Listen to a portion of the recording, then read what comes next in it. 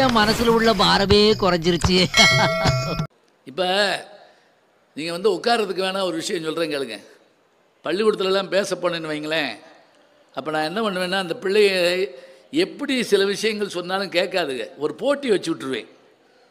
ஒரு ஊரில் எல்லாம் மண்ணில் உட்காந்துருக்கான், ஒருத்தன் பேசிக்கிட்டு இருக்கேன் நான், அவன் அப்படியே குழியை தோண்டி தென்னங்கட்டு வைக்கிற அளவுக்கு தோண்டிவிட்டான். யாரு மேலே கோபம்னு தெரியல, அவனுக்கு தோண்டிக்கிட்டே இருக்கான் அப்படி பாட்டுக்க.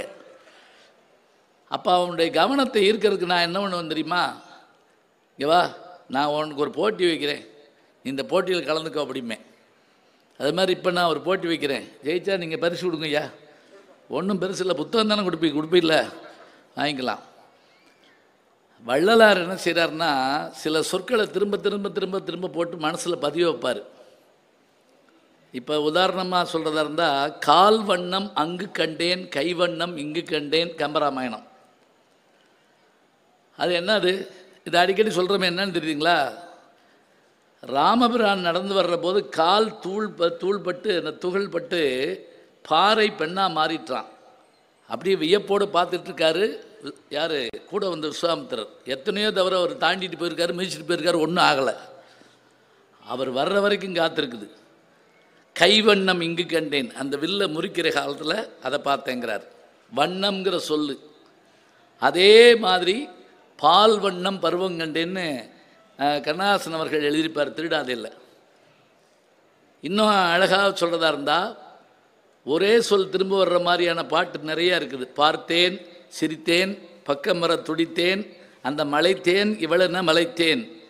இதெல்லாம் அந்த சொற்களை எண்ணிக்கிட்டே வரணும், எத்தனை தடவை வருதுன்னு எண்ணிக்கிட்டே வரணும். வள்ளலார் இது மாதிரி செய்வார். எப்படின்னா, இப்போ முதனா பள்ளிக்கூடம் போயிருந்திருக்காரு. ஓதாமல் ஒரு நாளும் இருக்க வேண்டாம், ஒருவரையும் பொல்லாங்கு சொல்ல வேண்டாம், மாதாவை ஒரு நாள் மறக்க வேண்டாம் அப்படின்னோடனே, என்ன வந்த அன்னைக்கே வேண்டாம் வேண்டாம்னு சொல்கிறாங்க அப்படின்ட்டு நேராக வீட்டுக்கு போய் முருகப்பெருமானுடைய படத்தை வச்சு, எனக்கு வாத்தியார் வேறு ஆள் வேணாம், நீ தான் வாத்தியார் சொல்லிக் கொடு அப்படிங்கிற மாதிரி அவரை வச்சுக்கிட்டு அந்த பாட்டை பாட ஆரம்பித்து பேசினார்னு சொல்லுவாங்க. அதில் அவர் ஒரு பாட்டில் எனக்கு என்னென்ன வேண்டும்னு கேட்குறாருங்க. வேண்டாம்னு சொல்லி கொடுத்தாங்க, வேண்டும்னு கேட்குறாரு. இப்போ நான் அந்த பாட்டை சொல்ல போகிறேன், நீங்கள் எல்லோரும் சேர்ந்து என்ன செய்யணும் தெரியுங்களா, என் கூட சேர்ந்து பாடுங்கன்னு நான் சொல்ல மாட்டேன். இந்த சில பேர் மோட்டிவேஷன் கிளாஸ்ன்னு போட்டு பாடாக படுத்துகிறாங்க. எல்லோரும் எந்திரிச்சு ஒரு தடவை கைதட்டிட்டு உட்காருங்க, நல்ல வேலை நினைச்சு அப்படியே ஒரு பல்ட்டி அடிங்க 3 பேர் அப்படின்னு சொல்லாமல், இது எல்லாம் மோட்டிவேஷனாக அதுக்கு பேர். மூச்சு எழுத்தபடி முன்னாடி இருக்க முதுவை தட்டுங்குது. ஒரு பிள்ளை வந்து வரிசையில் உட்காந்துருக்கு ஒருத்தர், யாரை தட்டுறதுன்னு தெரியாமல் அப்படியே கையை தூக்கிட்டு நின்றுட்டே இருக்காரு.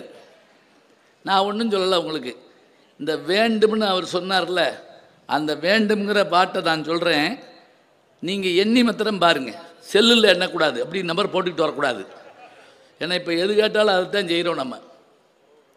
எண்ணி பார்க்குறீங்களா? ஒருத்தராவது ஆட்டுன்னு சொல்ல மாட்டேங்கிறீங்க. வீட்டுக்கு போனாலும் போவோமே தவிர அந்த வேலை வச்சுக்கிறாங்கிறீங்களா? நான் பார்த்துருக்கேங்க வகுப்பில், எந்திரின்னா போதும் நெஞ்சு வலி வந்துடும் சொல்ல பேருக்கு. அப்படியே நல்ல சார் அப்படி எடுத்த உடனே சும்மா எண்ணி பாருங்க, நிற்கிறவங்களே என்னலாம் ஒன்றும் தப்பு இல்லை. சரி, வேண்டும் என்னவுமா, ரெடியா? ஒருமையுடன் திருமலரிடம் நிற்கின்ற உத்தமர்தம் உறவு வேண்டும், உள்ளொன்று வைத்து புறமொன்று பேசுவார் உறவு களவாமை வேண்டும், பெருமை பெரும் நினைந்து புகழ் பேச வேண்டும், பொய்மை பேசாதிருக்க வேண்டும், பெருநெற் பிடித்து தொழுக வேண்டும், மதபான பேய் பிடியாதிருக்க வேண்டும், மறுவு பின்னாசை மறக்க வேண்டும், உன்னை மறவாதிருக்க வேண்டும், மதி வேண்டும், நின்கர்ண நிதி வேண்டும், நோயற்ற வாழ்வு நான் வேள வேண்டும், தர்மமிகு சென்னையில் கந்தகோடத்தில் உள்ள தலமோங்குகின்ற வேளை தன்முக தெய்வமணி உன்முக செய்வமணி சண்முக தெய்வமணியே. எத்தனை வேண்டும்? இங்கிட்டு 13 18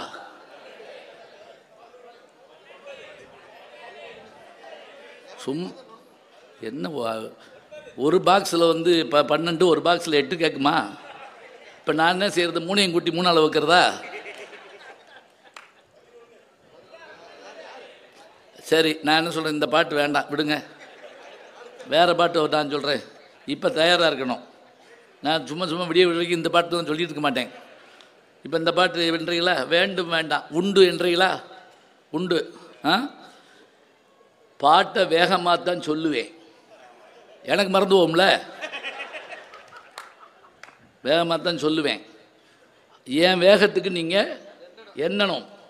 இப்போ குரல் வேகத்துக்கு விரல் வரணும், ஞாபகம் வச்சுக்கருங்க. அதுதான் மிருதங்கம். குரல் வேகத்துக்கு விரல் வரணும், விரல் வேகத்துக்கு கால் வரணும், அது பரதம். இது சாதாரணம் கிடையாது. நம்ம சும்மா உட்காந்துட்டு பாப்கார்ன் தின்னுட்டு பார்த்துக்கிட்டு இருக்கக்கூடாது. எப்படி ஆடுறாங்க, எப்படி பேசுகிறாங்கன்னு பார்க்கணும். உண்டுங்கிற விஷயத்தை சொல்கிறேன் நான்.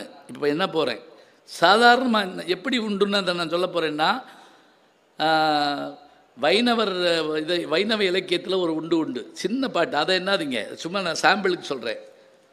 நான் உண்டு நீ உண்டு நாமம் பலவோத பாவுண்டு நெஞ்சே பயமுண்டோ பூ உண்டு வண்டுரங்கும் சோலை உயரங்கத்தே உலகை உண்டுரங்கு வானூர் உண்டு. ஒருத்தர் சொல்கிறார், நான் உண்டு நாக்கு, நீ உண்டு நாமம் பலவோத பாவுண்டு நெஞ்சே நெஞ்சே பயமுண்டோ பூ உண்டு வண்டுரங்கும் சோலை உயர் அரங்கத்தே உலகை உண்டுரங்குவான் ஒருவன் உண்டு.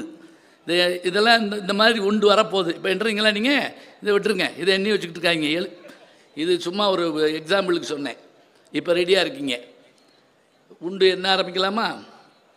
நீருண்டு பொழிகின்ற கார் உண்டு விளைகின்ற நிலம் உண்டு பலனம் உண்டு நிதி உண்டு துதி உண்டு மதி உண்டு கதி கொண்ட நிலையுண்டு நெறியும் உண்டு ஊருண்டு பேருண்டு அணியுண்டு பணியுண்டு உடையுண்டு குடையும் உண்டு உண்டுண்டு மகளவே உணவுண்டு சாந்தம் ஒரு உளம் உண்டு வளமும் உண்டு தேருண்டு பரியுண்டு கரியுண்டு மற்றும் உள்ள செல்வங்கள் யாவும் உண்டு தேனுண்ட வண்டு கடம்பணின் என்பத தியானம் உண்டாகில் அரசே தாருண்ட சென்னையில் கந்தகோடத்தில் உள்ள தலமோங்குகின்ற வேளே தன்முக தெய்வமணி உன்முக சைவமணி சண்முக தெய்வமணியே. எத்தனை உண்டு? ஆத்தாடி, அப்போதான் 5 நிமிஷத்தில் நான் மெதுவாக சொன்னப்போ ஒன்று பல பேர் பாதியிலே விட்டுட்டீங்க. எனக்கு தெரியாதா? 38. அதெல்லாம் நான் என்னன்னு சொல்ல மாட்டேன், நீங்கள் தான் போய் பார்க்கணும். இதில் வள்ளலார் புஸ்தகத்தை எடுத்து தெய்வமணி மாலையில் இருக்குது. எல்லாத்தையும் நான் சொன்னால் புஸ்தகம் வாங்க போகலாம்னு பார்க்குறீங்களா? அவர் 42, நீங்கள் 38ன்றீங்க. சரி, என்னட்டும் இப்போயாவது வந்து உட்காந்தண்ணே, இது மாதிரி தான் பேசுவேன் நான். இருக்கட்டும், வாங்க வாங்க. இல்லை பாருங்கள், என்ன தெரியுங்களா, நல்ல விஷயங்களை கேட்பதற்கான சபை கிடையாதுங்க. சும்மா எப்போ பார்த்தாலும் தொலைக்காட்சியில் உட்காந்துக்கிட்டு இருந்தோம்னா எல்லாம் ஜெயிச்சிட்டோம்னு நினச்சிடாதீங்க. 24 மணி நேரம் அதில் உட்காந்துக்கிட்டு இருந்தால் என்ன செய்ய போகிறோம் சொல்லுங்கள் பார்க்கலாம். மதுரையில் ஒரு வீட்டில் திருடன் பிடிச்சி கட்டி வச்சுருந்தாங்க. இன்ஸ்பெக்டர் வந்தவுடனே கேட்டார், இவனை எப்படி பிடிச்சிங்க?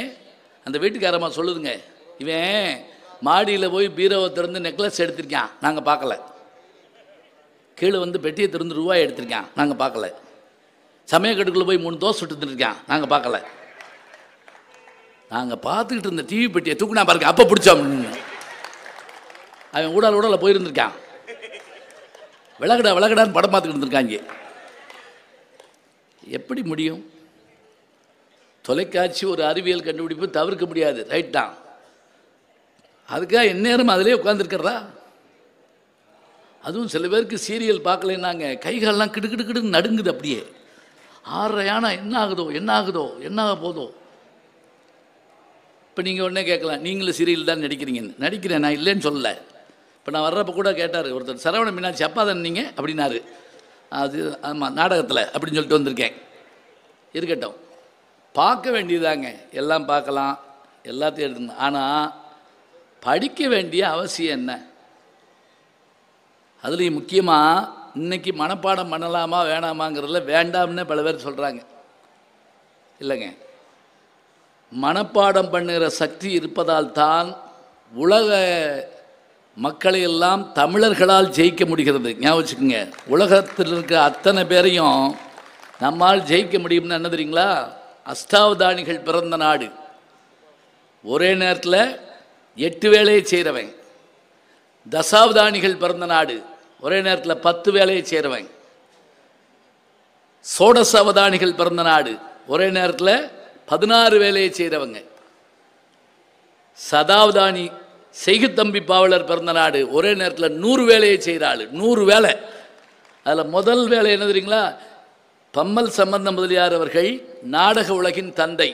சபாபதினு ஒரு நாடகம் நீங்கள் பார்த்துருக்கீங்கல்ல, சினிமா பார்த்துருக்கீங்கல்ல, சபாபதி சினிமா 1944 வந்த படம். அந்த படத்தில் இன்னைக்கு வரைக்கும் நம்மளால் மறக்க முடியாத நகைச்சுவை என்ன தெரியுமா?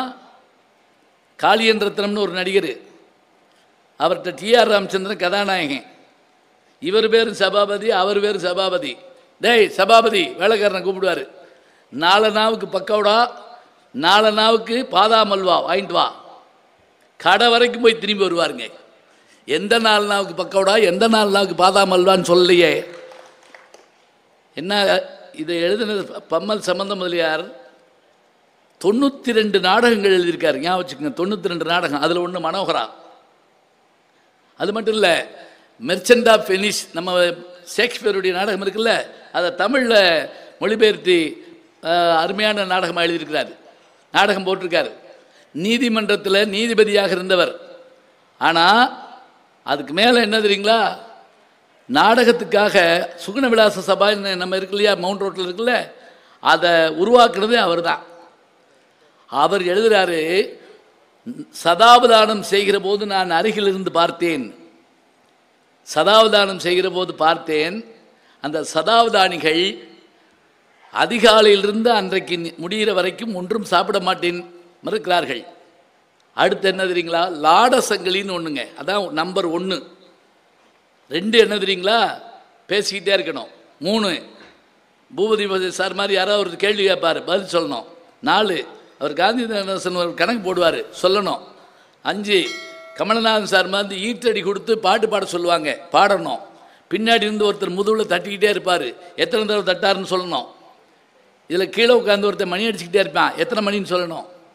இத்தனையும் செய்யணும், தப்பு இல்லாமல் செய்யணும். இவ்வளவு செஞ்சால் தான் அவங்களுக்கு 100. இன்றைக்கி நீங்கள் சொல்கிறீங்களே கம்ப்யூட்டர்னு சொல்லிட்டு, அந்த கம்ப்யூட்டர்லாம் நம்ம இன்புட் பண்ணால் தாங்க ரிப்பீட் பண்ணோம். ஆனால் நம்முடைய மூளை 100 பங்கு கம்ப்யூட்டர். ஒரு எடுத்துக்காட்டு தெரியுங்களா, சகுந்தலா தேவி என்கின்ற கணித மேதை 13 கம்ப்யூட்டர்களை சுற்றி உட்கார வச்சுட்டு கணக்கு போட்டு காமிச்சாங்க. ஒரு கணக்கை எத்தனையோ டிஜிட்டலில் அந்த கணக்கை அது என்ன பண்ணு சரிங்களா, கம்ப்யூட்டர் போடுறதுக்கு எடுத்துக்கிட்ட நேரத்தை காட்டிலும் 3 செகண்ட் 4 செகண்ட் முன்னாடி போட்டு காமிச்சாங்க இந்த அம்மா. அப்போ எந்திரங்களை ஜெயிச்சு காட்ட முடியும்னா எவ்வளோ பெரிய ஆச்சரியம். இந்த அப்பப்போ கைதட்டின 7 பேருக்கு நன்றி. சும்மா தானே உட்காந்துருக்கீங்க, அப்பப்போ கைதட்டின சும்மா விளையாட்டுக்கு தான் கேட்குறேன். அப்படியே அசந்து உட்காந்துருக்கீங்க, இருக்கட்டும் பரவாயில்ல. அவர் எழுதுகிறாரு, அஷ்டாவதானிகள் வாழ்ந்த நாடு. அமெரிக்காவில் பேச போன விவேகானந்தர் ஆரம்பிக்கிற போதே சிஸ்டர்ஸ் அண்ட் பிரதர்ஸ்னு ஆரம்பித்தார்னு சொல்கிறோம் இல்லையா, அதுக்கு பிறகு சொன்னாருங்க, நான் ஞானிகள் நிறைந்த தேசத்திலிருந்து வருகிறேன் அப்படின்னார். ஆரம்ப வார்த்தை என்ன தெரியுங்களா, ஞானிகள் நிறைந்த தேசம். எவ்வளோ தைரியமாக சொல்லணுங்க. ஞானத்திலே பரமோணத்திலே உயர் கானத்திலே அன்னதானத்திலே சிறந்த நாடு நம்ம நாடு. இங்கே பாரத நாடு பழம்பெரும் நாடு, நீரதன் புதல்வர் இந்நினைவகற்றாதீர். பாரதி வார்த்தை சொல்லி கொடுக்கறதுங்க, அப்படியே பிரமாதமாக. வாழ்க்கை வரலாறுகள் படிங்க. வாழ்க்கை வரலாறு படிக்கிறப்ப நமக்கு புஸ்தகம் எதுக்கு தெரியுங்களா, ஏதாவது ஒரு இடத்துல ஒரு சிந்தனை வரணுங்க, அப்போ தான் அது நல்லா இருக்கும். கோயம்புத்தூரினுடைய அதிசயங்கள் ஒன்று என்ன தெரியுங்களா, ஜிடி நாயுடு. நீங்கள் அவருடைய வாழ்க்கை வரலாறு படித்து பாருங்க, எத்தனை விஷயத்தை அந்த மனுஷன் கண்டுபிடிச்சி ஆங்கிலேய அரசாங்கமும் அதுக்கு அடுத்து வந்த நம்முடைய அரசாங்கமும் அங்கீகாரம் தராதனால அம்பட்டையும் உடச்செறிஞ்சாருங்க. போடா ஒன்றும் வேணாண்டா போட்டு போயிட்டார், நொறுக்கிட்டு போயிட்டார். ஆனால் அவர் வாழ்நாளெல்லாம் என்ன கடைப்பிடித்தாருங்கிறத ஒரு வரியில் எழுதுகிறாருங்க. அவர் சைவ உணவு தான் சாப்பிடுவாராம். ஒரு நாள் தந்தை பெரியார் அவர் வீட்டுக்கு போனாராம். போய் அவர் சாப்பிட்டுட்டு இருக்கிறத பார்த்துருக்காரு. வெண்டைக்காய், வாழைக்காய், முருங்கைக்காய், இதை சாப்பிட்டா நீ உயிரோடு இருக்க அப்படின்னு கேட்டாராம். ஏன்னா சிலரெல்லாம் நம்பவே முடியாது. அவர் அதை அப்படி சாப்பிட்றவர், புலால் உணவு சாப்பிட மாட்டார். அமெரிக்காவுக்கு போயிருக்கார். அப்போ எல்லாம் விமானம் கிடையாது. 1903 தான் விமானம் கண்டுபிடிக்கப்பட்டது, ஞாபகம் வச்சுக்கோங்க. அதுவும் எப்படி கண்டுபிடிக்கப்பட்டது தெரியுங்களா, ஒரு ஆச்சரியம். மனிதன் பறக்க நினைப்பது கடவுளுக்கு எதிரானது, மனிதன் பறக்கக்கூடாது, பறப்பது மகாபாவம் என்று சொன்ன பாதிரியாருடைய மகன் 2 பேர் தான் விமானத்தை கண்டுபிடிச்சவங்க. நல்லா கவனிச்சுக்கோங்க. ரைட். ஸோ அப்பம் பேச்சை கேட்காது நல்ல பிள்ளைங்க. அதுக்காக எல்லோரும் இதை இப்போ ஃபாலோ பண்ணிவிடாங்க. அப்படின்னா விமானம் கண்டுபிடிக்கணும், கேட்காட்டி பரவாயில்ல. இப்போ நான் கொஞ்ச நாளைக்கு முதல்ல அமெரிக்காவுக்கு போயிருந்தப்போ அந்த முதல் விமானம் பறந்த இடத்த போய் பார்த்தேன். 30 செகண்டு. அப்படியே சைக்கிள் கடை வச்சுருந்தவங்க அதில் பெடல் சுற்றுற மாதிரி இந்த கையில் அப்படி சுற்றித்தான் அதை இது பண்ணணும். அது அங்கே இருக்குது. 2003 நான் போயிருந்தேன். அப்போ இருந்த ஜார்ஜ் புஷ் அங்கே வந்திருந்தார் நூற்றாண்டு விழாவை பார்க்கறதுக்காக. இந்த விமானத்தை நான் சொன்னேன். இவர் அப்போ விமானம் கிடையாது, ஜிடி நாயுடு கப்பலில் போகிறாரு. ஜெர்மன் வழியாக போகிறாங்க. போகிறப்ப திடீர்னு கப்பலில் தீ பிடிச்சிருச்சு. இப்போ தீ பிடிச்ச உடனே எல்லோரும் என்ன பண்ணுறதுன்னு தெரில. சில பேர் கடலுக்குள்ளே குதிச்சான். கடலுக்குள்ளே என்ன சிரமம் தெரியுங்களா? சுறா மீன்கள் சுற்ற ஆரம்பிச்சிருச்சு. சுறா மீன்கிட்ட ஒரு பழக்கம் என்ன தெரியுங்களா? நீங்கள் ஒரு துளி ரத்தத்தை தண்ணிக்குள்ளே விட்டீங்கன்னா 10 நாட்டிக்கல் தூரத்துலேருந்து அதால் வர முடியுமா? கடல் தூரம் நாட்டிக்கல்னு பேர். அங்கேருந்து வந்துடுமா வாசம் தெரிஞ்சு. இந்த இப்போ சில பேர் கல்யாண வீட்டை வாசத்தை வச்சே கண்டுபிடிச்சிடுவாங்க. இந்த தெருதாண்டா, இந்த கறிக்குழம்பு வாசம் வருது பாரு, அப்போவோம் அப்படி கிளம்பிடுவோம். இது வந்துருமா? இப்போ இவர் யோசிச்சு பார்க்குறாரு. நெருப்பில் நின்னா, இதில் கப்பலில் நின்னா நெருப்பில் செத்து போவோம். கீழே குதிச்சா சுறா மீன் அடி. ஜாஸ் அப்படின்னு ஒரு படம் வந்து ஸ்பீல்பர்க்கோட படம். 1, 2, 3 அது பாட்டுக்கு வரிசையாக வந்துச்சு. நம்ம ஊரில் சிங்கம் 1, 2, 3 வருதுல்ல, அது மாதிரி. இந்த இப்போ கூட இந்த பாகுபலி 2 இருக்குது பார்த்தீங்களா? உண்மையிலே நம்மளை பார்க்க வச்சு விட்டாங்க. பாகத்து நடுவில் அத்து விட்டு ஏன் கொண்டா கட்டப்பா, ஏன் கொண்டா பாகுபலி, ஏன் கொண்டா இப்படியே நம்மளை அலற வச்சு. அந்த நேரத்தில் ஒரு ஜோக் போட்டுட்டாங்க. 2வது பாகம் வரல. அந்த பாகம் வந்த நேரம் ஒரு ஆள் போய் ஒரு ஹெட்லருக்கு மேனேஜர் லீவ் கேட்டாராம். மேனேஜர் தென்னாவட்டா சொல்லியிருக்காரு, லீவெல்லாம் தர முடியாது. அப்படி நான் தரதாருன்னா என்ன செய்யணும் தெரியுமா? பாகுபலியில் கட்டப்பா பாகுபலியை ஏன் கொண்டான் சொன்னேன்னா லீவு. ஒன்று இந்த கிளார்க்கு சொன்னாராம், இதே மாதிரி லீவு கேட்டிருப்பான். கட்டப்பா பாகுபலி கொடுத்துருக்க மாட்டான், சொருகிட்டான். லீவு போயிட்டோம் 1 மாதம் கழிச்சு கூட வாடணும். இப்போ உள்ளே குதிக்கிறதா மேலே நின்று சாகிறதா? இப்போ என்ன முடிவு எடுக்க? இப்போ யோசிச்சு பார்த்தாரு. மேலே நெருப்பில் சாகிறத காட்டில் நீரில் சாகலாம்னு உள்ளே குதிச்சிட்டாருங்க.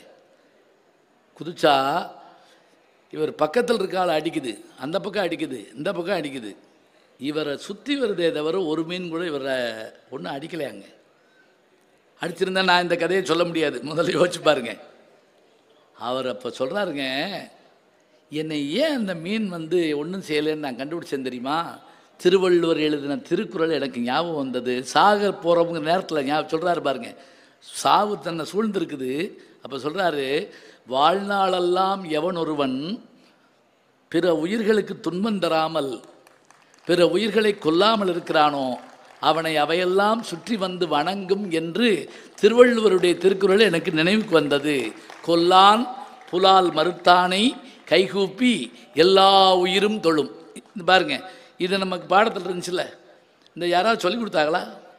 சொல்லிக் கொடுத்தா நம்ம ஒரு பையனை கேட்டேன், திருக்குறள் எழுதினே அப்படின்னா 3 மார்க் சார், சாய்ஸில் விட்டேன் அப்படிங்கிறா. திருவள்ளுவர் சாய்ஸில் போயிட்டுருக்காரு. இல்லை, இப்போ பாருங்கள், ஒரு திருக்குறள், ஒரு நாலடியார், ஒரு ஔவையாருடைய பாட்டு, இதெல்லாம் நான் மனப்பாடம் பண்ணி மேடையில் பேசுவோம்னா இல்லைங்க. இந்த செய்தி நம்மளை இழுக்கணும் அப்படியே. அப்போ தான் நல்லா இருக்கும். நண்பன் யாருன்னு கேட்டாங்க. திருவள்ளுவர் சொன்னார், இந்த நீ எல்லாரையும் நண்பன் சொல்லாத, நண்பேண்டா அப்படிலாம் பேசிட்டு தெரியாத. உனக்கு கஷ்டம் வர்றப்ப உன் நண்பன் எவ்வளவு தூரத்தில் இருக்கான்னு பார்த்துக்கோ, அதை வச்சு அவனை நீ நண்பனாக தேர்ந்தெடு. ஃபோன் பண்ணி அவசரமாக, யா 50,000 ரூபா கட்டணும், இப்போ வீடு ஜப்திங்கிறாங்க, நேற்றே கேட்டுக்கப்படாதா? சில பேர் இந்த போன வாரம் பேசிகிட்டு இருந்தேல, ஏய் இன்னைக்கு தாயா இது வந்திருக்கு, போன வாரம் கேட்டுருந்தா கொடுத்துருப்பேன்ல. இந்த கொடுக்காதவன் என்ன வேணாலும் சொல்லுவேன்.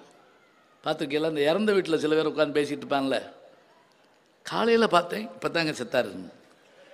நேற்று பார்த்தேன், ஏய் இப்போ தான் செத்தா இருக்கிறேன், அப்புறம் நேற்று பார்த்தேன். என்னங்க போன மாதம் பார்த்தேன். ஐயா பேசாமல் உட்காரு, பேசாமல் உனக்கு பதில் சொல்லி எனக்கு கொஞ்சம் ஓம் போட்டிருக்கு.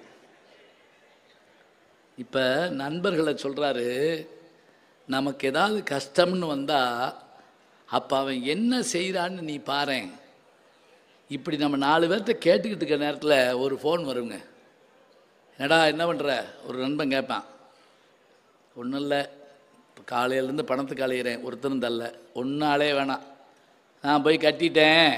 என்ன பேசாமரு, நான் கேள்விப்பட்டேன் நீ கேட்டுக்கிட்டு இருக்கேன்னு, நானே போய் கட்டிட்டேன், எவனும் வந்து உன்கிட்ட கேட்க மாட்டான். படுறா டே பேசாம ஐயி போனேன். இவன் யாருங்க?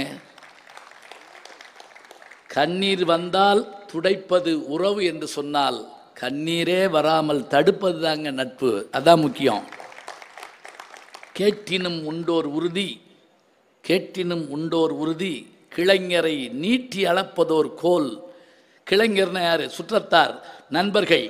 நீட்டி அளப்பதோர், உனக்கு துன்பம் வருகிற போது அவன் எங்கிருக்கிறான் என்று நீ கண்டுபிடித்து கொண்டால் அவனிடத்தில் நீ கவனமாக பழகலாம். அதனால தானங்க எத்தனை அதிகாரம் இருந்தானங்க இதை தேர்ந்தெடுக்கிறார் பாருங்க. எப்படி? நட்பு, நட்பாராய்தல், தீ நட்பு, கூடா நட்பு, இத்தனை வச்சிருக்காது. என் நண்பர் ஒருத்தர் சொன்னார், தீ நட்புனா என்னான்னு கேட்டேன் நான். ரொம்ப சிம்பிள். சிகரெட் குடிச்சுட்டு இருக்காருல்ல, அவர்கிட்ட போய் வாங்கி தீப்பெட்டி வாங்கி பொருத்தி வச்சோம்னா அதை இதுக்கு பேர் தீ நட்பா?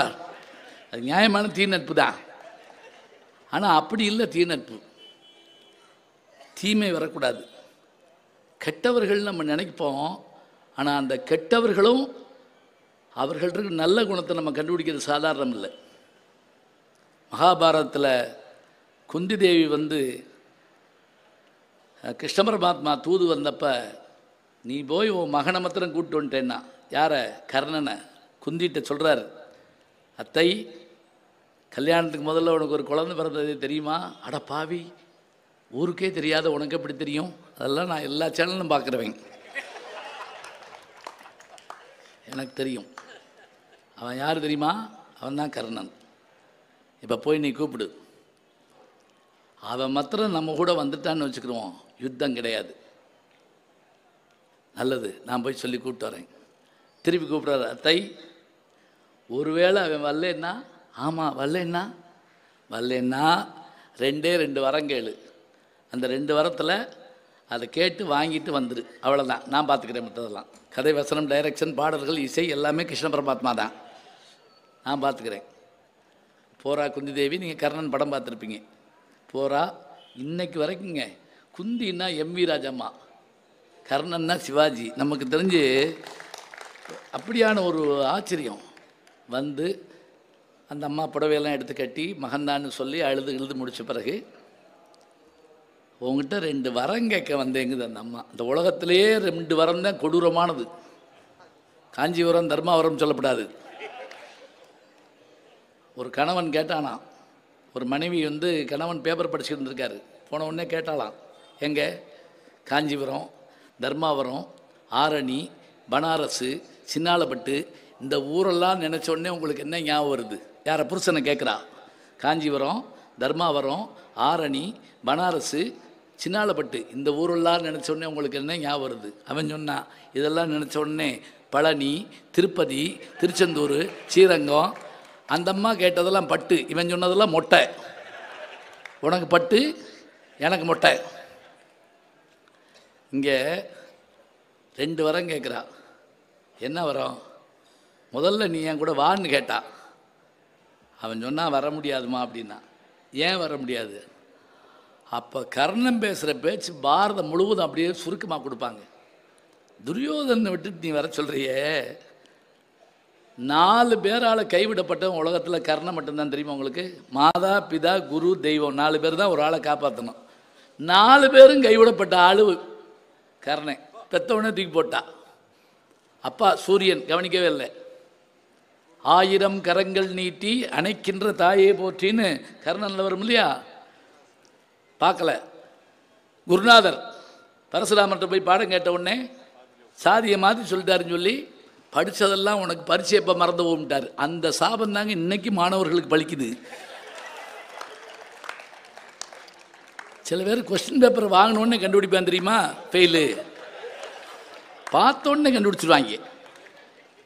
அதில் போய் ரீவேலியூஷனுக்கு பணம் கட்டுவாங்க. அதில் அது ரொம்ப கொடுமை. அவன் மனச்சாட்சிப்படி அவனுக்கு ஃபெயில்னு தெரியும். அவங்க அப்பாட்ட வேணா சொல்லுவேன், வேணா ரீவேலியூஷன் பணம் கட்டுவோமா? என்னத்தை சொல்கிறது? எந்த நம்பிக்கையில் அவன் எப்படி சொல்கிறான்? என் நண்பர் ஒரு தடவை சொன்னார், இந்த பேப்பர் திருத்துறப்ப சென்ட்ரல் வேல்யூவேஷன் வைப்போம், மொத்தமாக உட்காந்து பேப்பர் திருத்துறது சில நேரங்களில் குழப்படி ஆயிரும். இது உண்மையாக பொய்யான்னு எனக்கு தெரில. அவர் சொன்னார், எல்லோரும் பேப்பர் திருத்திக்கிட்டு இருந்திருக்காங்க. இந்த பக்கம் ஃபிசிக்ஸு, அங்கிட்டு கெமிஸ்ட்ரி, அங்கிட்டு இங்கிலீஷு, இங்கிட்டு தெலுங்கு, இங்கிட்டு தமிழ், அங்கிட்டு ஹிந்தி. அதில் ஒரு தமிழ் வாத்தியாருக்கு தெலுங்கு பேப்பரை கொடுத்துட்டு போயிட்டாங்க. அவர் வாட்டுக்கு திருத்திக்கிட்டு இருக்கார். அது நடுவில் சொல்கிறார், எழுத்தா எழுதுறாங்க, இப்படி எழுதுனா எவன் பாஸ் பண்ணுவேன் சொல்லிக்கிட்டே திருத்துறாரு. அதுக்குள்ளே அந்த சூப்பரண்டு தலைதறிக்க ஒடியாராரு, தெலுங்கு பேப்பரை காணோம் ஒடியாராரு. வந்தால் நம்மால் திருத்திக்கிட்டு இருக்காரு. சார் தெலுங்கு சார், நான் நினச்சேன் சார். அதுக்குள்ளே 30 பேர் போயிடுச்சு. இந்தாங்க அவர் கொண்டு போய் தெலுங்கு வாத்தியார்ட்ட கொடுத்துருக்காரு. அவர் வாங்கி பார்த்துட்டு சரியாக தான் திருத்திருக்காரு அப்படின்னா அவர் சொல்லியிருக்காரு. பார்த்தீங்களா, சரி இருக்கட்டும். சொன்னால், மா நீ துரியோதனை விட்டுட்டு வான்னு சொல்கிற, நான் மாதாவால் கைவிடப்பட்டவன், பிதாவால் கைவிடப்பட்டவன், குருநாதரால் கைவிடப்பட்டவன். கடைசியில் தெய்வம் காப்பாற்றுற தெய்வம் உயிரை வாங்கிட்டு போயிடுச்சு, கிருஷ்ண பரமாத்மா. நீ என்னை தூக்கி போட்டே இல்லை. நான் உனக்கு ஞாபகம் இருக்குன்னு நினைக்கிறேன், எல்லா வீரர்களும் கலந்துக்கிறக்கூடிய ஒரு போட்டி நடக்குதுமா, ஒரு எக்ஸாம் நடக்கிற மாதிரி நடக்குது. எல்லாரும் அதில் கலந்துக்கிறாங்க. நான் போய் கலந்துக்கிறேன்னு சொல்லிட்டு நான் வர்றேன். அந்த வாத்தியார் என்னை வாசல்லே பிடிச்சி நிப்பாட்டிவிட்டாங்க. யார்? துரோணாச்சாரியார். நீ உள்ளவா, என்ட்ரன்ஸ் எழுது, உங்கள் அப்பா பேர் என்ன, ஓம் பேர் என்ன, உங்கள் அம்மா பேர் என்ன, உங்கள் கம்யூனிட்டி சர்டிஃபிகேட் இருக்கா, இதெல்லாம் இருந்தால் உள்ளவா, இல்லாட்டி போய் தாசில்தார் வாங்கிப்பா போ அப்படின்ட்டா. அவர் சொல்லிட்டார். உலகத்தில் ஜாதி எவ்வளோ கொடுமையானதுன்னு அழகாக சொன்னார். ஜாதி கொடியதா மதம் கொடியதான்னு கேட்டபோது, ஜாதிக்கு தான் வேர்கள் அதிகம்னார். மதம் மாறலாம், ஜாதியெல்லாம் மாற முடியாது. வர்ற வியாழக்கிழமையிலிருந்து நான் பிராமினா மாறப்போறேன்னு சொன்னால் ஒத்துக்கிறோமா? நம்மளா சொல்லிக்கிற வேண்டியதான். அவர் கேட்குறாரு, உன் ஜாதி என்ன, மதம் என்ன? அப்போ அவன் சொல்கிறான், கர்ணன், நான் வெக்கி தலை குனிஞ்சிட்டம்மா. இப்போ நீ துரியோதனை விட்டு வான்னு கூப்பிட்டியே, அவன் எந்திரிச்சான். அவனுக்கும் வாத்தியார் அந்த துரோணாச்சாரி தான். அந்த துரோணாச்சாரி அவர் பிடிச்சாங்க. உலகத்திலேயே வில்லன் பேசுகிற அருமையான பேச்சு மகாபாரதத்தில் இருக்குது. வாங்கி படிக்கணும். வியாசர் படிங்க, வில்லிபுத்தூர் ஆழ்வாருடைய புத்தகங்களை படிங்க, அல்லது எங்கேயாவது இந்த இதில் போய் கோயில்களில் கேட்டிங்கன்னா சொற்பொழிவு கேளுங்க. ஆனால் அது யார் கேட்குறா? தனி சொற்பொழிவுன்னு என்ன அர்த்தம் தெரியுமா? தனியாக உட்காந்து அவராக பேசிக்கிட்டே இருப்பார். எனக்கெல்லாம் அந்த கதி வந்திருக்கு. ஐயோ கொடுமை. ஒரே ஒரு ஆள் தாங்க உட்காந்துருந்தான். எனக்கு கண்ணு கலங்கிருச்சு. அப்புறம் அந்த ஆளை பார்த்துட்டு, பரவாயில்ல நீயாவது இருந்தியே மகனே அப்படின்னு நான் கும்பிட்டேன். அவன் சொன்னா, இல்லை அந்த ஜமுக்காலை எங்கது, நீங்கள் உட்காந்துருக்கீங்கல்ல, அதை எடுக்காமல் என்னால் வீட்டுக்கு போக முடியாது, அதுக்காக உட்காந்துருக்கேன். அவன் ஜமுக்காலத்துக்கு உட்காந்துருந்துருக்கேன், நான் அது மேலே தான் உட்காந்து பேசிக்கிட்டு இருக்கேன். இருக்கட்டும். அப்போ துரியோதனை அஞ்சித்து பேசுகிறாங்க வாத்தியாரை பார்த்து. வாத்தியார் ஐயா, இந்த உலகத்தில் 4 பேரை ஜாதி சொல்லி நீக்காத. நீ நீக்கினேன்னு வச்சுக்கோ, அவன் வேறு வகையில் போயிடுவான். சொல்லிட்டு முதல் ஆள் யாரை சொல்கிறா தெரியுங்களா? படித்த ஆளை சொல்கிறாங்க. வாங்க படிக்கலாம் வாங்க படிக்கலான்னு கூப்பிட்றோமே, துரியோதனன் சொல்கிறான் வாத்தியாரை பார்த்து, படித்தவர்களை, அறிவாளிகளை, வீரர்களை, அழகான பெண்களில் எந்த ஜாதியில் இருந்தாலும் ஏற்றுக்கொள்ள வேண்டும். ஞாபகம் வச்சுக்கிறேன். படித்தாள் யார், அறிவாளி யார், 2 பேர் வேறுபாடு உடையவரா? இல்லைங்க. ஒரு பேராசிரியர் படித்தவர் வச்சுக்கோங்க, இப்போ மேடையில் இருக்கவங்களாம் படித்தவங்க. தாமஸ் ஆல்வா எடிசன் விஞ்ஞானி, அறிவாளி, வேறுபாடு வச்சுக்கோங்க. அவரும் படிப்பாளி தான், ஆனால் அவருடைய அறிவு கண்டுபிடிப்பு அறிவு, டிஸ்கவரின்னு சொல்கிறோம்ல அது மாதிரி, இன்வென்ஷன் சொல்கிறோம்ல அது மாதிரி. இப்போ அவர் சொல்கிறான், இந்த உலகத்தில் 4 பேரை ஜாதி சொல்லி இது பண்ணாத. யாராவது நம்ம ஊரில் அயல் நாட்டுக்காரன் படையெடுத்துட்டு வந்தால் நம்ம சாதிக்காரன் நான் வாடான்னு சொல்ல மாட்டோம். இந்தியர்களே ஒன்று சேருங்கள் அப்படி தானே சொல்கிறோம்.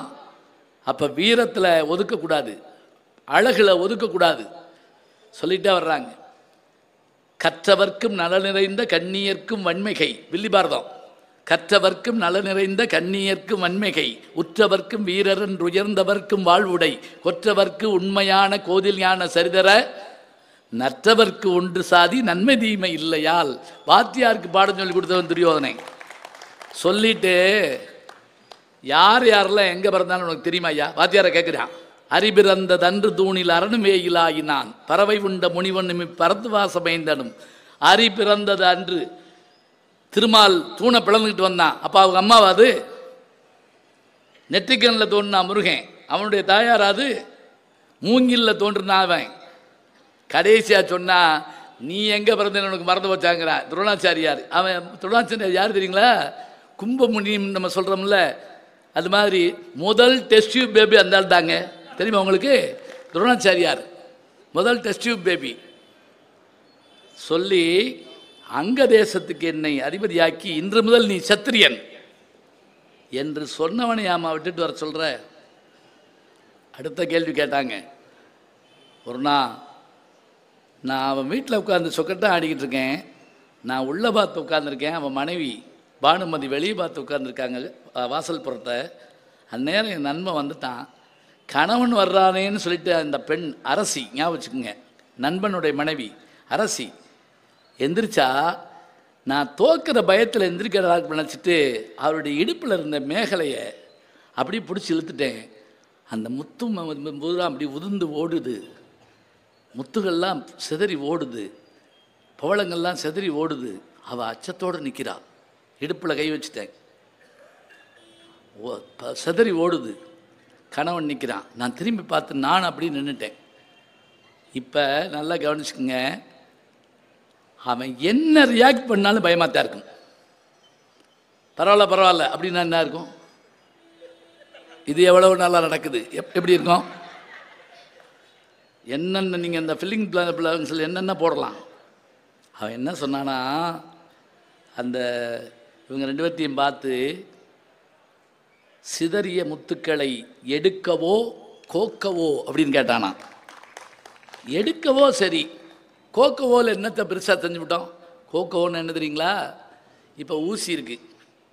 இந்த ஊசியில் நூல் கோக்கிறதா இருந்தால் கொஞ்சம் நிதானமாக இருந்தால் தான் கோக்க முடியும். ஒரு தண்ணி வண்டி கையில் ஊசியை கொடுத்து பாருங்க,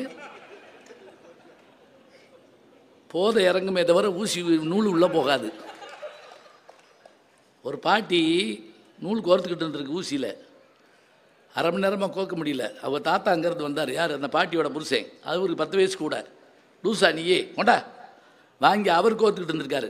அப்புறம் பேரை வந்து சத்தம் போட்டிருக்கான். தாத்தா ஊசி விழுந்து 10 நிமிஷம் ஆச்சு, வெறுங்கையில் கோத்துக்கிட்டு இருக்கான். அந்த அம்மாவது ஊசியில் கோத்துக்கிட்டு இருந்திருக்கா. இந்த ஆள் வெறுங்கையில் கோத்துக்கிட்டு இருந்திருக்கான். அவன் சொல்கிறான், கோக்க ஓணும் என்ன தெரியுமா? நான் பதட்டம் அடையலை, அந்த துவாரம் என் கண்ணுக்கு தெரியும், இந்த நூலை அதற்குள் சேர்க்கின்ற அளவுக்கு நான் நிதானமாக இருக்கிறேனடா என்று சொன்ன துரியோதனை விட்டா வர சொல்கிற. என்னத்தை சொல்ல? சரி வர வேணாம், பரவாயில்ல நான் போகிறேன். அப்போ இவன் கேட்டான், எனக்கு 2 வரம் தருவியா அப்படின்னு கேட்டான். குந்திக்கு அப்படியே திக்குன்னு போச்சு. சிலபஸில் இல்லாத பாடம். அவர் சொல்லி கொடுத்தபடி எல்லாம் செஞ்சாச்சு. அவன் என்ன 2 வரம் கேட்டால் தெரியுமா? யுத்தத்தில் அர்ஜுனனை தவிர வேறு எவனோடையும் நீ போரிடக்கூடாது. உங்ககிட்ட நாகாஸ்திரம்னு ஒன்று இருக்குது. அந்த நாகாஸ்திரத்தை அர்ஜுனன் மேலே ஒரு தடவைக்கு மேலே போடக்கூடாது. சரி, இப்போ இவன் 2 வரம் கேட்டான். என்ன 2 வரம்? நான் தான் உன் மகங்கிறத யுத்தம் முடிகிற வரைக்கும் சொல்லாத. கடைசியாக ஒரு வார்த்தை சொன்னாங்க. எப்படி தெரியுங்களா? ஒருவேளை நான் செத்து போயிட்டா, நல்லா ஞாபகம் வச்சுக்கோங்க, சாக போகிறோம்னு தெரிஞ்சு போன உலகத்தில் 2 பேர், ஒருத்தன் கர்ணன், இன்னொருத்தன் கும்பகர்ணங்க. திரும்பி வரமாட்டோம்னு தெரிஞ்சு போனவங்க. அப்படி நான் இறந்துட்டா அன்னைக்கு என்னை மடியில் போட்டு அழுவையா அப்படின்னு கேட்டான். கதறிட்டா பாவம். அதே மாதிரி 17ஆம் நாள் போர் சர்க்கத்தில் அவன் இறந்த போது அன்னைக்கு யுத்தம் நிறுத்தப்படுதுங்க. 2 பக்கத்துலேயும் அழுதாங்க. இங்கிட்டு பாண்டவர்கள் அழுகிறான் தெரிஞ்சு, இங்கிட்டு கௌரவர்கள். துரியோதனை அன்னைக்கே செத்துட்டான். அப்படி அழுதுட்டு இதை திருவள்ளுவர் சொல்கிறார், உலகத்திலேயே சிறந்த சாவு எது தெரியுமா? நம்மை வளர்த்தவர்களுடைய கண்ணீர் நம் உடம்பின் மீது படுமாறு நம் உயிர் பிரிய வேண்டுமா? புறந்தார்கன் நீர்மல்கச் சாகிற்பின் சாக்காடு இறந்து கோட்டக்க துடைத்து அதை பிச்சை எடுத்தாவது பெற்றுக்கொள்ள அப்படிங்கிறார். எல்லாம் நம்ம விஷயங்களில் இருக்குதுங்க. நம்மகிட்ட இருக்கக்கூடிய அளவுக்கு பொக்கிஷங்கள் எங்கே இருக்குது சொல்லுங்கள் பார்க்கலாம். நான் ஆங்கிலம் படிக்கக்கூடாதுன்னா வேறு மொழி படிக்கக்கூடாதுன்னு சொல்ல மாட்டேங்க. எல்லா மொழியும் படிக்கணும். எட்டயபுரத்தில் பிறந்ததால் தமிழ் பாரதிக்கு, காசி பாளையங்கோட்டையில் படித்ததால் ஆங்கிலம், காசியில் 4 ஆண்டு இருந்ததால் ஹிந்தி சம்ஸ்கிருதம், பாண்டிச்சேரியில் 1908 18 வரைக்கும் இருந்ததால் ஃப்ரெஞ்சு, மலையாளம், கன்னடம், தெலுங்கு 11 மொழி தெரிஞ்சவன் பாரதி. ஆனால் என்ன சொன்னா, யாம் அறிந்த மொழிகளிலே தமிழ் மொழி போல் இனிதாவது எங்கும் காணும்னு சொன்னா அப்படியான தன்மை இதில் எல்லாம் இருக்குது.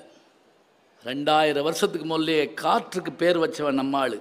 வடக்கிலிருந்து வீசினால் வாடை, தெற்கிலிருந்து வீசினால் தென்றல், கிழக்கிலிருந்து வீசினால் கொண்டல், மேற்கிலிருந்து வீசினால் கோடை. அந்த காற்று வர்ற நேரம் பார்த்து கப்பலைய பாய்மரத்தை கட்டிக்கிட்டு உலகம் பூரா போனான். உலகத்திலேயே மிகப்பெரிய கடற்படை வைத்திருந்தவன் யார் தெரியுங்களா? ராஜராஜ சோழனும் ராஜேந்திர சோழனும். எங்க ஒரு கடலுக்குள்ளே போகிற கப்பலில் படை வச்சுருக்கிறான்னா அவனை எவ்வளோ பேர்த்துக்கு சோறாக்கணும், எவ்வளோ பேர்த்துக்கு தண்ணி வேணும், எவ்வளோ பேருக்கு ஆயுதம் இருக்கணும், அவனுக்கு உடம்பு முடியாமல் போச்சுன்னா வைத்தியர் எவ்வளோ பேர் இருக்கணும். இவ்வளவு வைத்து கொண்டு நாடுகள் மீது படையெடுத்து போனான் தமிழன் 10ஆம் நூற்றாண்டில் 11ஆம் நூற்றாண்டுன்னு சொன்னால் அவன் பேர் வைக்க மாட்டேங்கிறாங்க. அதான் பெரிய ஆச்சரியம். நமக்கு பெரிய கொடுமை என்ன தெரியுங்களா? வடநாட்டு பேர்கள்லாம் எடுத்து நம்ம வச்சுக்கிறோம். எங்கே நீங்கள் வடநாட்டில் போய் சொல்லுங்கப்பா, அப்போ எங்கேயாவது ஒரு பாரதி பேர் வச்சுருக்காங்களா? ஒரு வஉசியினுடைய பேர் இருக்கா? கிடையாது. நமக்கு என்ன பெருமை தெரியுமா? வளர்த்தா கூட உள்நாட்டு நாய் வளர்க்கப்படாது. நம்ம ஒரு வீட்டில் பார்த்தேன், உருண்டையாக ஒரு நாய். கடிக்குமான்னு கேட்டேன், கடிக்காதுன்ட்டாங்க. குலைக்குமான்னு கேட்டேன், குலைக்காதுன்ட்டாங்க. அந்த நாய் வச்சுருக்கான். அது மெத்தையில் படுத்து தூங்குது. அவன் சேர் போட்டு வெளியே உட்காந்துருந்தான் அந்த ஆள். நீங்கள் ஏன் இங்கே உட்காந்துருக்கீங்க? நாய் உள்ளே படுத்துருங்க கேட்டேன். 3 லட்ச ரூபா ஓட்டு வாங்கின நாயான். எந்த திருட்டு நாயா தூக்கிட்டு போயிடுவாங்கன்னு சொல்லி நான் நாயக்காக காத்துக்கிட்டு இருக்கேன். விளங்குமா நாடு? விவேகானந்தர் ஒரு இடத்துல எழுதுகிறார், ஞான தீபம் அப்படின்னு ஒரு கட்டுரை தொகுதி இருக்குது. நீங்கள் எப்பயாவது நேரம் இருந்தால் படித்து பாருங்கள். முந்தா நாள் கூட இங்கே பேசின விவேகானந்தருடைய இதில் பேசுகிறப்ப சொன்னேன் நான், எந்த இடத்தில் அறிவாளிகள் எப்படி இருப்பார்கள் என்று நமக்கு தெரியாது, நாம் அவர்களை தேடி கண்டுபிடிக்க வேண்டும். நம்மளை டியூன் பண்ணால் தாங்க அவங்கள நம்ம கண்டுபிடிச்சிக்கிற முடியும். ஒரு சின்ன உதாரணம் சொல்கிறேன் பாருங்க. விவேகானந்தர் 863 பிறந்து 893 உரையாற்றி 1902 மறைஞ்சு போகிறாரு. 39 வயசு. பாரதிக்கு 39 வயசு தான். இந்தியா முழுவதும் நடந்து வரணுங்கிறாரு. யார்? அவருடைய குருநாதர். நான் சன்னியாசம் ஏற்க வேண்டும் அப்படின்னோடனே, நீ இந்தியா போய் முதல்ல சுற்றி பார்த்துட்டு பார்ப்போம் அப்படிங்கிறார். இதே போல் காந்திக்கு சொன்னது யார்? கோபாலகிருஷ்ணன் கோகலே சொல்கிறாரு, நான் அரசியலில் ஈடுபட வேண்டும்ங்கிறாரு. மோகன்தாஸ் கரம்சந்த் காந்தி, நீ இந்தியா முழுவதும் சுற்றி பார்த்து வாங்குறாரு. அந்த 2 பேரும் விவேகானந்தர் சுற்றி பார்க்குற போது, நடந்தே வந்தபோது எங்கே உட்கார்ந்து ஞானம் பெற்றார் தெரியுமா? கன்னியாகுமரியில் இருக்கக்கூடிய அந்த ஒற்றைப்பாறையில் உட்கார்ந்து, அதாங்க இந்தியா படம் போட்டிங்கன்னா கடைசி மண் பகுதி எதுன்னா அதுதான். அங்கே உட்கார்ந்து அவர் தவம் பண்ணார். ஏன்னா அதுதான் ஸ்ரீபாதம்னு அதுக்கு பேர். அம்பிகை நின்று தவம் பண்ணுறதாக நம்ம நம்புகிற இடம். ஒரு பாதம் தான் இருக்குமா அந்த இடத்துல. அவர் ஒத்த காலில் நின்று தவம் பண்ணாலாம். அந்த இடத்துல ஞானம் பெற்றார். காந்தியடிகள் இந்தியா முழுக்க வந்தபோது மதுரைக்கு வந்துதான், உழவர்களுடைய ஆடை ஈராடையாக இருக்கிறது, அதனால் நான் என்ன செய்வேன், இனிமேல் கோட்டு சூட்லாம் போட மாட்டேன் என்று சொல்லி தன்னுடைய ஆடையை மாற்றிக்கொண்டு அந்த ஈரங்கியோடு எங்கே போனார் தெரியுமா? வட்டமேஜமா நாட்டுக்கு போயிட்டு வர்றார். அப்போ காந்தியை மாற்றி காட்டினது தமிழ்நாடு தான். விவேகானந்தருக்கு ஞானம் வந்ததோடு மட்டுமில்லாமல் அவர் தவத்தால் சிறந்ததும், அவர் அமெரிக்காவுக்கு அனுப்பி வச்சது யார் தெரியுங்களா? அவர்களுக்கெல்லாம் தெரியும். ராமநாதபுரத்தினுடைய அரசராகிய பாஸ்கர சேதுபதி அவர்கள். அவர் அனுப்புகிறார். விவேகானந்தர் ஞான தீபத்தில் எழுதுகிறாருங்க. இங்கே இருக்கோம், நான் சொல்லிக்கிட்டு வர்றப்பே அந்த புஸ்தக பேரெல்லாம் கையில் ஞாபகம் வச்சுக்கோங்க. சும்மா போகிறப்போ ஏதாவது வாங்கிட்டு போகணும்ல. ஏன்னா ஒரு காய்கறி கடைக்கு போனால் கூட ஒரு கருவேப்பிலை கொத்தமல்லி வாங்கிட்டு போகிறோம்ல. புத்தக கடைக்கு போயிட்டு என்ன வாங்கிட்டு வந்தீங்கன்னா போண்டா வாங்கிட்டு வந்தேன்னு சொல்லலாமா? ஒரு புத்தகம் ஒரு சின்னது ஒரு 2 ரூபாய்க்கு இருக்கும், 5 ரூபாய்க்கு இருக்கும், 10 ரூபாய்க்கு இருக்கும். அதில் என்ன எழுதுறாருன்னா, நடந்து வந்துட்டு இருந்த போது கல்கத்தாவிலேருந்து ஒரு 300 கிலோமீட்டருக்கு அப்பால் தன்னுடைய நண்பர் வீட்டில் தங்கியிருக்காருங்க. திடீர்னு அன்றைக்கி நைட்டு மனசு சங்கடமாக இருக்கான். சில நேரங்கள் நமக்கு அப்படி இருக்குன்னு தெரியுமா? மனசு சங்கடமாக இருக்குது. என்னன்னு கேட்டால், எங்கள் அம்மாவுக்கு உடம்பு முடியாத மாதிரி எனக்கு தோணுதுங்கிறார். தானாடாவிட்டாலும் தன் தசையாடும்னு பேர். எங்கள் அம்மாவுக்கு உடம்பு முடியாத மாதிரி இருக்குது.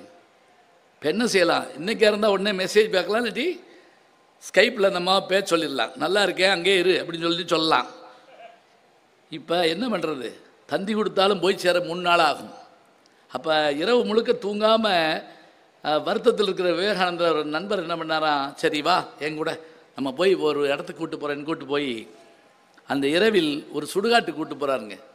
அந்த சுடுகாட்டில் ஒரு இது ஒன்று உடல் வெந்துக்கிட்டு இருக்கு.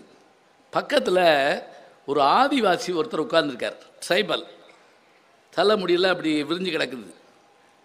அந்த வெளிச்சத்தில் அவர் உட்கார்ந்துருக்கார். இவர் போன நண்பர் என்ன பண்ணாரா, அவருடைய மொழியில் பேசிட்டு, இவர் என் நண்பர் மனத்துயரத்தில் இருக்கிறார், என்னன்னு கேளுங்க. அந்த ஆள் அந்த இதிலேருந்து ஒரு விறகை பிடுங்கினானாங்க. பிடுங்கி தரையில் இப்படியே என்னமோ கோடு போட்டானா. போட்டுட்டு அவருடைய நண்பர்கிட்ட சொன்னானா, இவர் யார் தெரியுமா? இவரால் இந்தியாவுக்கு புகழ் வரப்போகிறது, கடல் தாண்டி போய் வரப்போகிறான் இந்த மனிதன். இதை மொழிபெயர்த்து சொன்னாராம். அந்த இதையா நாங்கள் கேட்க வந்தோம். இப்போ நம்ம ஜோதிடம் கேட்குறப்ப நீங்கள் யோசிச்சு பாருங்க, நீ பிரதம மந்திரியாகி வருவாய், சிரிச்சிருவான். ஏய் ஜாரு ரொம்ப கூட தர்றேன், இதெல்லாம் சொல்லாத, சிரிப்பு தாங்க முடியல என்னால். அதே ஆள் 3 நாள் உனக்கு கண்டம் இருக்குது, வெளியே போகாதுன்னு படுத்துருப்போம் வீட்டுக்குள்ளேயே. பாருங்கள், நெகட்டிவான விஷயத்தை நம்புவோம், பாசிட்டிவான விஷயத்தை சிரிப்போம். அதெல்லாம் இருக்கட்டும். எங்கள் அம்மா அப்படின்னாராம். அந்த ஆதிவாசி திரும்ப சொல்கிறாருங்க, நீ வெளிநாட்டுக்கு போவான்னு நான் ஏன் சொன்னேன் தெரியுமா? நீ திரும்பி வருகிற போதும் உன் தாய் இருப்பாள், அது வரைக்கும் நீ கவலைப்படாத. இதில் என்ன ஆச்சரியம் தெரியுங்களா? விவேகானந்தர் அமெரிக்காவுக்கு போயிட்டு அந்த நண்பருக்கு எழுதுகிறாருங்க, நான் அயலகத்தில் இருக்கிறேன், அன்றைக்கு நீ அழைத்து போன அந்த நண்பரை பார்த்தபோது என் எதிர்காலத்தை எந்த விதமான ஒரு ஆதாரமின்றி எடுத்து சொன்ன அந்த படிக்காத மனிதன், பாமர மனிதன், ஈமப்புகையின் வெளிச்சத்தில் என்னுடைய எதிர்காலத்தை தீர்மானித்தானே. இந்தியா ஞானிகள் மிகுந்த தேசம், எங்கே யார் இருப்பான்னு தெரியாது. இதுக்கு என்ன சொல்கிறது?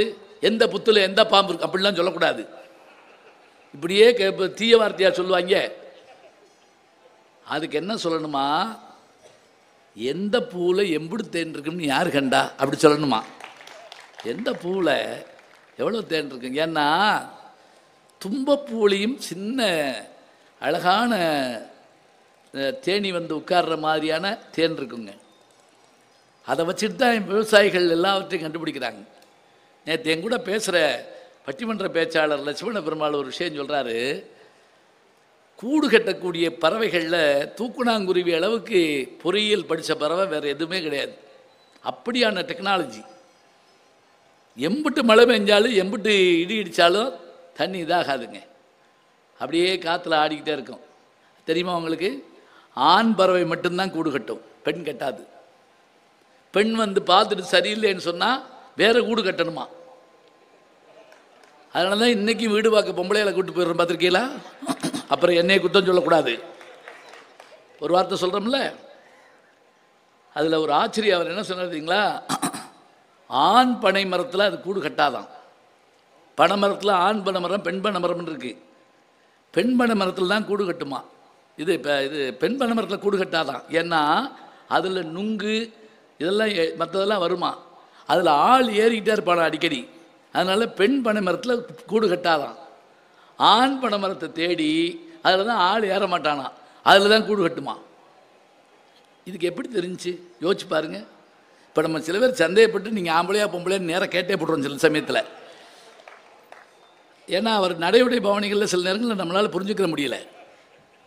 பேரும் சில சமயம் பொது பேர் வச்சுருப்பா, பார்த்துருக்கீங்களா? அது என்ன பேருன்னு நம்மளால் கண்டுபிடிக்க முடியாது.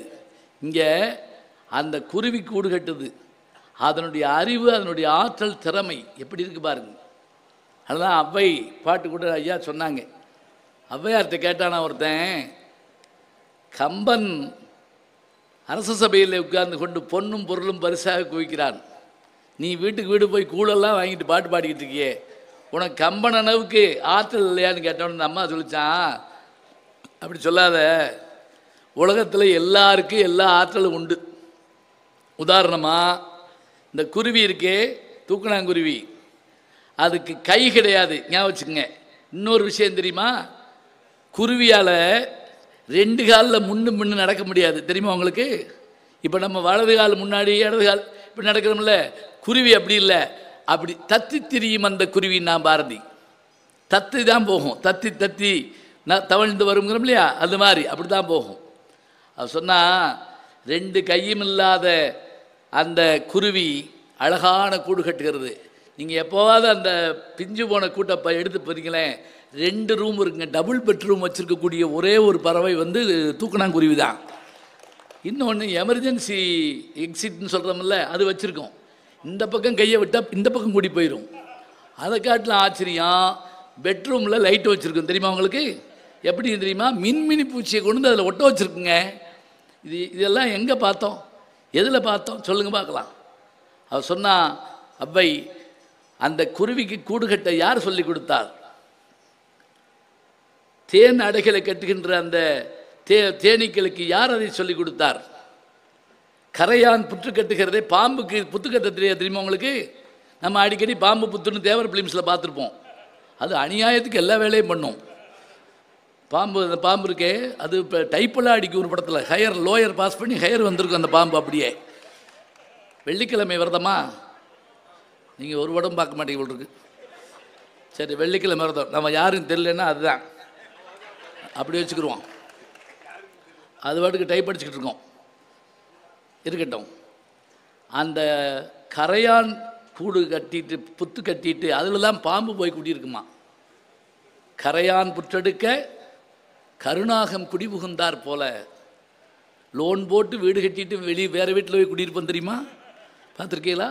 அதில் அவன் நம்மளை அடிக்கடி வேற குறை சொல்லிக்கிட்டே இருக்கான், என்ன ஆணி அடித்தா உள்ள போக மாட்டேங்குது அப்படின்னு கேட்டுக்கிட்டு இருக்கான். அதெல்லாம் உண்டு. இந்த கரையானுக்கு புத்துக்கட்டை கண்டுபிடிச்சது யார்?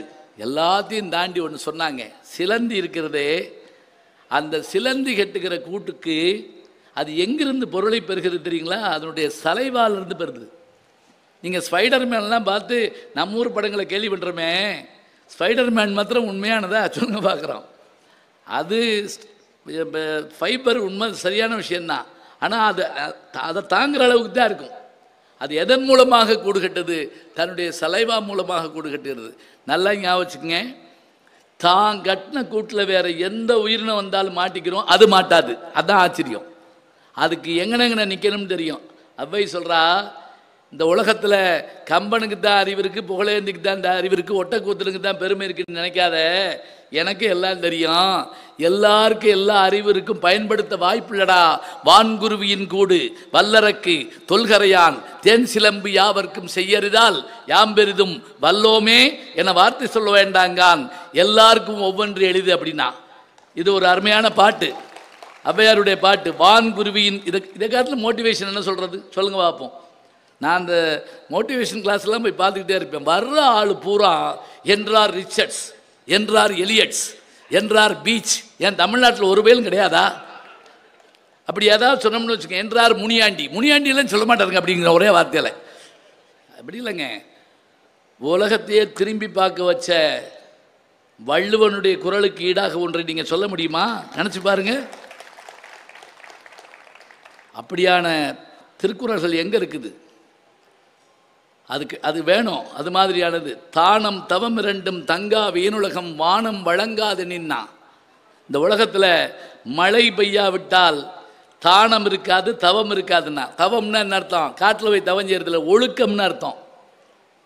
ஒழுக்கம் இருக்காதுன்னு என்ன அர்த்தம்? தண்ணி இருந்தால் தான் குளிப்போம், தண்ணி இருந்தால் தான் பல்லு விளக்குவோம். குடிக்கவே தண்ணி இல்லைன்னு வைங்க, என்ன ஆகும்? குளிச்சியான்னு கேட்டா, டிசம்பர் 10ஆம் தேதி குளிச்சது அப்படி சொல்கிறான்னு வைங்க, நமக்கு உயிர் போய் வந்துடும். அப்படியே ஒழுக்கம் இருக்காதான். தானம் தவம் இரண்டும் தங்கா வியனுலகம் வானம் வழங்காதனி. நீங்கள் ஞாபகம் வச்சுக்கோங்க, இதெல்லாம் கடவுள் வாழ்த்தில் வரக்கூடிய வான் சிறப்பில் வரக்கூடிய பாட்டு தான். நீங்கள் புதுசாக கேட்குற மாதிரி நினைக்காதீங்க. எல்லாம் உங்களுக்கு சாய்ஸில் விட்டுட்டு வந்துட்டீங்க. அம்பிட்டோம் பாடத்திட்டத்தில் இருந்துச்சு இதெல்லாம். இதுக்கு உரை எழுதுகிற பரிமேலழகர் என்ன சொல்கிறார் தெரியுங்களா? தானம்னா என்னவா, திருக்குறளை காட்டில் அதிகமான ஒரு ஈடுபாடு எங்கள் அப்பாலாம் எனக்கு சொல்லுவார், பரிமேலழகர் படிட்டா அப்படிம்பார். பரிமேலழகர் யாருன்னா உரையாசிரியர். என்ன உரைங்கிறீங்க? அறிவுக்கு அறிவுங்க. அப்படியே தானம்னா என்ன ஒரு சீக்கிரம் போடுவார். உழைப்பின் மிகுதியால் வந்த பொருளை தக்கார்க்கு உவகை மேலிட்டால் கொடுத்தல். ஒரு வார்த்தை கூட புரிஞ்சிருக்காதே, தமிழ் தான். என்ன பண்ணுறது? இதை பூரா நான் இங்கிலீஷில் சொன்னால் தான் உண்டு. முந்தி மேஜர் சுந்தரராஜன் ஒரு நடிகர் இருப்பார். எல்லாத்தையும் இங்கிலீஷில் சொல்லிட்டு தமிழில் சொல்வார். சிட் டவுன், உட்காருங்க, கெட் அவுட், வெளியே போங்க, கமான், உள்ளே வாங்க அப்படிம்பார். இப்போ நம்ம இதெல்லாம் திருப்பி ஒன்றை சொல்லி திருப்பிக்கு ஏதாவது சொல்லணும். ஒரு வீட்டுக்கு போயிருந்தேன், ஒரு சின்ன குழந்தை உட்கார்ந்துருந்தேன். அவங்க அப்பா என்னை ஒன்று கூட்டி போய் அந்த பிள்ளைகிட்ட அறிமுகப்படுத்துகிறார். சார் யார் தெரியுதா? பேராசிரியர். தெரியாது. அந்த பிள்ளை பட்டிமன்றத்தில் வருவார், பார்க்கல, சினிமாவில் நடிச்சிருக்காரு, தெரியாது. நான் அப்புறம் அவர்கிட்ட கேட்டேன், இப்போ இந்த பிள்ளை எனக்கு எம்பி சீட்டா வாங்கி தர போது எதுக்கு போட்டுருந்தா பாடுபடுத்துறீங்க? அவர் உடனே என்கிட்ட கேட்குறாரு, இங்கே கார்ட்டூனில் வருவீங்களா அப்படின்னு கேட்டார் என்னைய. நான் ஏன் கார்ட்டூனில் வர்றேன்? நான் சோட்டா பீமா இல்லை சிங்சாங்கா இல்லை வருத்தப்படாத கரடிகள் சங்க தலைவடா? தெரியுதா? இதெல்லாம் நான் பார்க்குறேன். அவர் சொல்கிறாரு, நீங்கள் இதிலெல்லாம் நடிச்சிருந்தீங்கன்னா என் பிள்ளைக்கு தெரியும், உன் பிள்ளைக்கு தெரியறதுக்காக நான் இதெல்லாம் நடிக்க முடியுமா? சொல்கிறா, தானம் என்பது என்னன்னா உழைப்பின் மிகுதியால் வருகிற பொருள். ஏங்க நான் சம்பாதிக்கிறதே 5000 ரூபா, அதில் எங்கே தானம் செய்ய முடியும்? அப்படி இல்லை. ஒரு ஓவர் டைம் பார்த்தேன்னா அந்த ஓவர் டயத்தில் எனக்கு கொஞ்சம் பணம் வந்துச்சுன்னு வச்சுக்கேன், அதை எடுத்து கொடுக்கணும். தக்காருக்கு கொடுக்குறப்ப யாருக்கு கொடுக்கக்கூடாது? அம்மையா சாமின்னு வாங்கிட்டு போய் கஞ்சாடிக்கிறவனுக்கு கொடுக்கக்கூடாது. சில பேர் வாங்கிட்டு நமக்கு மேலே டிக்கெட்டில் உட்காந்துருப்பாங்க, பார்த்துருக்கீங்களா? நம்ம 80 ரூபாயில் இருப்போம், அவன் 120 இருப்பான், அவனுக்கு கொடுக்கக்கூடாது. தக்காருக்கு உவகை மேலிட்டால் தருதல். உவகை என்னன்னு தெரியுங்களா? கொடுக்குறப்ப சந்தோஷமாக கொடுக்கணுங்க. ஈத்துவக்கும் இன்பம் அறியார்கள் மாநிலரை வைத்திலக்கு மண்கணவர்னார் திருவள்ளுவர்கிட்ட. எப்படின்னா, டே நீ பணம் வச்சுருக்கிறது பெருசுலடா, நீ கொடுத்தேன்னா அவன் வாங்குறான்ல, அதை பார்த்து ஒரு சந்தோஷப்படு. அதே சந்தோஷம் அவன் முகத்தை பார்த்தோன்னே உனக்கு வரும்ல, அந்த சந்தோஷத்துக்கு ஈடு இணை எதுவுமே கிடையாதுனார். கொடுக்குறப்ப சந்தோஷமாக கொடுக்கணும். சில பேர் டொனேஷன் கொடுத்துட்டு இந்த வந்தவனை போட்டு படுத்துவாங்க. என் வீடு உங்களுக்கு எப்படி தெரிஞ்சு? யார் உங்களுக்கு நம்பர் கொடுத்தா? இனிமேல் இந்த மாதிரி வராதிங்க, தயவு செஞ்சு சொன்னால் கேளுங்க. இப்போ என்ன இதுக்கு என்ன அவசியம்? இது கொடுக்காட்டி என்னத்தை சொல்கிறது?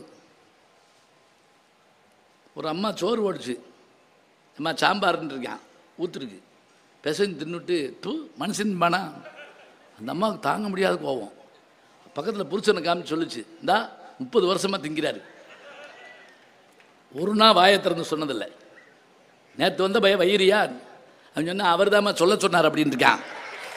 இந்த ஆள் வச்சு அடிப்பாங்கல்ல, அது மாதிரி தன்னால் சொல்ல முடியாத மணக்கு முறையில் சொல்கிறது. மகிழ்ச்சி பொங்க தரணுங்க. முதல்ல பிஆர் பந்துலு அவர்கள் எம்ஜிஆர் அவர்களை வச்சு ஒரு படம் பண்ணுறார். அது வரைக்கும் பூரா சிவாஜி வச்சு தான் பண்ணுவார். கப்பலோட்டிய தமிழன், கர்ணன், பலைபாண்டியா இதெல்லாம் அவர் வச்சு தான் பண்ணுவார். எம்ஜிஆரை வச்சு படம் பண்ணுறார். ஆர்கே சண்முகம்னு இப்போ சமீபத்தில் தான் அவர் மறைஞ்சிட்டார், கதவசனகர்த்தா. அவர்கிட்ட கூப்பிட்டு எம்ஜிஆரை வச்சு படம் பண்ணுறோம், நம்ம போய் அவர்கிட்ட பேசுவோம், நீங்கள் வாங்க கதை சொல்லுங்கள். உடனே கதை கேட்டார் எம்ஜிஆர். என்ன பேர் வைக்கலாம் அப்படின்னு கதாசிரியரே கேட்டார். உடனே அவர் சொன்னாராம், ஆர்கே சண்முகம், 1000ல் ஒருவன் அப்படின்னாராம். எம்ஜிஆருக்கு சந்தோஷம் தாங்க முடியலைங்க.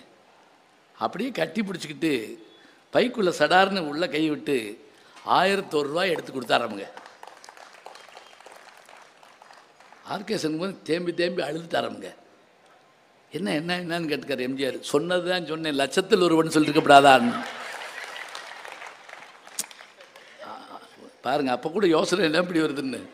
அவர் கொடுத்தாருங்கிறத காட்டலாம், அதை வாங்குற போது மனுஷனுக்கு இருக்கிற சந்தோஷம் அப்படி தான். அதை அப்படி இருக்கட்டுங்க. பேச்சில் சொல்கிறப்ப தானம் தவம் ரெண்டும் தங்கா வீணுலகம் வானம் வழங்காது நின்னா, இதெல்லாம் படித்து பார்க்குறப்ப ஏற்படுற சந்தோஷம். இப்போ கூட சொன்னாங்க, எப்போ படிப்பீங்க எப்போ படிப்பீங்கன்னு. எப்போ படிக்கிறதுலாம் ஒன்றும் இல்லைங்க. நமக்கு எது கிடைச்சாலும் படிக்க தெரிஞ்சால் நல்லாயிருக்கும். இப்போ நீங்கள் உள்ளே போகிற போது போர்டு இருந்தால் போர்டை படிக்கணும். கையில் ஒன்று கொடுத்தா படித்து பார்க்கணும். ஏன் பீச்சில் உட்காந்துருக்கீங்க, சுண்டலோ கடலை பருப்போ வாங்கிக்கிறீங்க, தின்னுட்டு அப்படி லேசாக பிரட்டி அந்த கவிதையை படித்த உடனே அந்த கடலையும் சுண்டலும் வாயிலுக்குள்ளே போயிருங்க. அந்த கவிதை மனசுக்குள்ளே நிற்கும் தெரியுமா? அது யார் எழுதின கவிதை நமக்கு தெரியாது. என் நண்பர் லிங்குசாமி அவர்கள் லிங்குன்னு ஒரு கவிதை தொகுதி, நாளைக்கு தான் அந்த புஸ்தகம் வெளியீடு இதில் நடக்க போகுது ரஷ்யன் கல்ச்சுரல் சென்டரில். அதை பார்த்துட்டு நான் ஆச்சரியப்பட்டு போனேன். அப்படியே இஸ்திரி போடும் தொழிலாளியின் வயிற்றில் சுருக்கம் அப்படின்னு எழுதுறாருங்க. ரொம்ப பேருக்கு புரியலன்னு நினைக்கிறேன். சரி சரி பரவாயில்ல, இங்கிலீஷ் படம் பார்க்குற மாதிரி உட்காந்துருக்கீங்க. அப்படியே இஸ்திரி போடுகின்ற தொழிலாளியின் வயிற்றில் சுருக்கம் அப்படின்னா என்ன அர்த்தம்? பசி, வறுமை. அவர் எல்லா சுருக்கத்தையும் போக்குறாரு. இங்கே ஒரு தேயா தேய்ச்சிக்கிட்டு வர அப்படியே இல்லையே. இன்னொரு வார்த்தை எழுதியிருந்தார், ஆசை ஆசையாய் வாங்கினேன் புத்தர் சிலையை அப்படிங்கிறாரு. புத்தர் சிலையை அவர் என்ன சொன்னார்? நம்ம என்ன செய்கிறோம்? அதுக்கு தான் நம்மால் சொன்னார் திருமூலர், ஆசை அருமின்கள் ஆசை அருமின்கள் ஈசடோடு ஆயினும் ஆசை அருமின்கள். கடவுளை போய் பார்க்கணுன்னா கூட அந்த ஆசையை விட்டுடுறாங்க. ஆனால் அப்படிலாம் இல்லைங்க. ஆசையும் படணும், அளவுக்கு அதிகமாக ஆசைப்படக்கூடாது. மேல்நாட்டில் ஒரு அறிஞர் தினசரி கடைவீதிக்கு போவாராம்.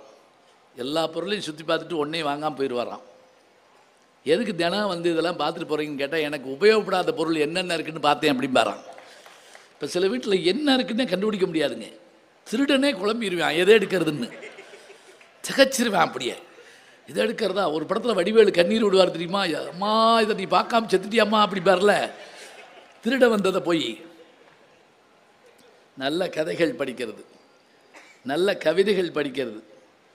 இப்போ நான் வாங்க படிக்கலாம் ஜெயிக்கலான்னு தலைப்பு கொடுத்த உடனே பல பேர் பள்ளிக்கூடத்துக்கு கூப்பிட்றாங்கன்னு நினச்சிடப்படாது இல்லைங்க. பள்ளிக்கூட படிப்பு வேணும். அந்த பள்ளிக்கூட படிப்பு இருந்தால் தான் பேச்சு வரும். எனக்கு எங்கள் அப்பா தமிழாசிரியர், அவர் இப்படி சேர் போட்டு வாசலில் உட்காந்துக்கிட்டு என்னை வாசிக்க சொல்லுவார் நிற்க வச்சு. சித்திரமும் கைப்பழக்கம் செந்தமிழும் நாப்பழக்கம் வைத்ததொரு கல்வி மனப்பழக்கம் நித்தம் நடையும் நடைப்பழக்கம் நட்பும் தயையும் கொடையும் பிறவிக்குடம் சொல்லி பழக பழக பழக பேச பேச பேச பேச்சு வருங்க. செல்லில் பேசினா பில்லு தான் வரும், ஞாபகம் வச்சுக்கிறோம்.